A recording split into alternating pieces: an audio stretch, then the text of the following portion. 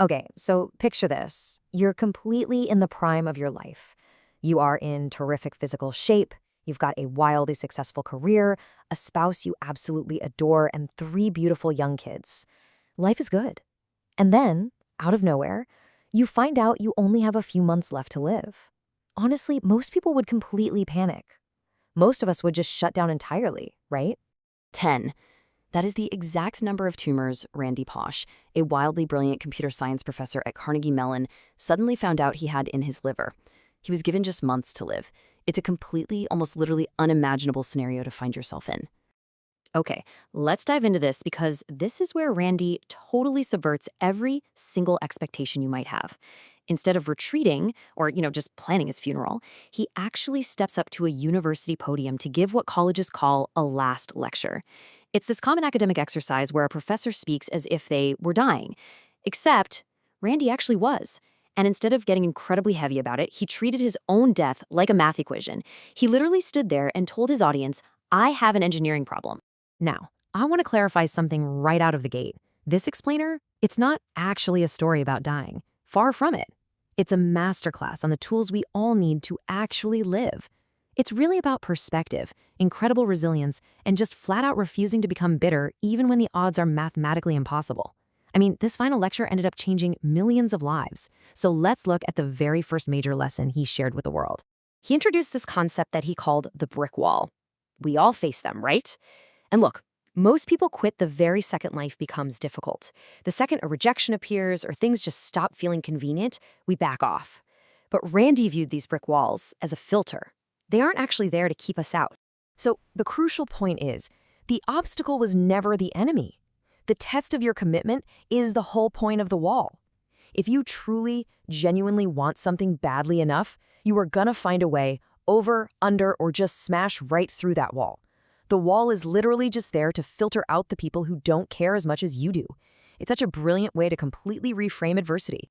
And that brings us to the second pillar of his philosophy, which actually stems from his childhood football coach. Coach Graham was notoriously tough. You know the type, making kids do endless push-ups, yelling when they messed up. But he wasn't just teaching football. Randy called this the head fake. In sports, a literal head fake misdirects your opponent. But in life, indirect learning misdirects you. Now, what's really interesting about this slide is the hidden objective. You are learning something you don't even realize you're learning. Think about it. When parents send their kids off to play organized sports, it is rarely about mastering the intricate strategies of football. That's a head fake. They are actually learning teamwork, perseverance, and how to pick themselves up after a massive failure. Life is constantly tricking us into learning these deep, vital lessons wrapped up inside everyday tasks. Which leads us to one of his absolute simplest yet most profound questions. And I actually want to ask you directly. In your daily life, the way you walk around the world, are you a fun-loving Tigger or are you a sad sack Eeyore? Just think about those classic Winnie the Pooh characters for a second and be honest about which one you actually embody. Because one is a total energy giver and the other is a massive energy drainer. At first, yeah, this might sound kind of childish, but attitude is basically emotional gravity. And here is the stark, unbelievable reality. Randy Pausch actively chose to be a Tigger. He dressed up in a full Incredibles costume with his family for Halloween while he was literally going through chemotherapy.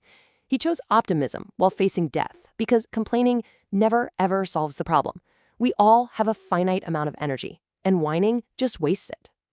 And this brilliantly illustrates where that Tigger-like energy comes from. It stems from a core belief of his. Earnestness is a long-term strategy for success. Being earnest comes from your core. What being hip or cool is just a short-term effort to impress people with your surface. Randy always said he would take an earnest Boy Scout over a trendy, hip person any day of the week, because true, genuine care is always going to outweigh some superficial urge to look cool.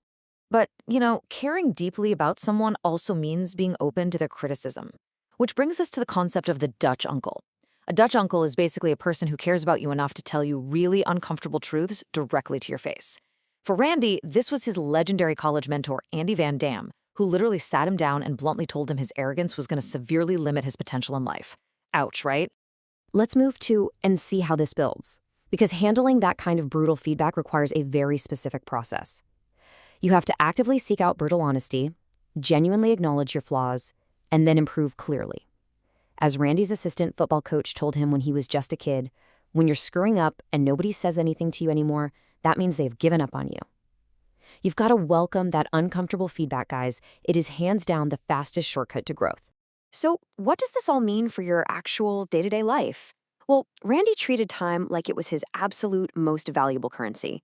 He literally refused to waste 15 precious minutes tracking down a store manager just to get a $16 refund at the grocery store.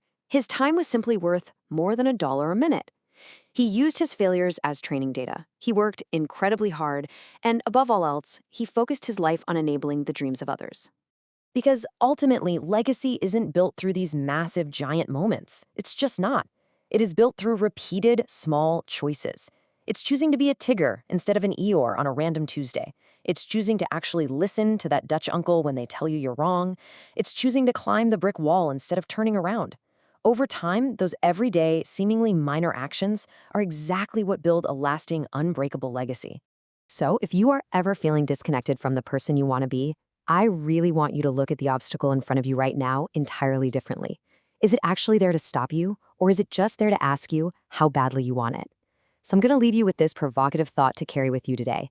How will you climb your next brick wall?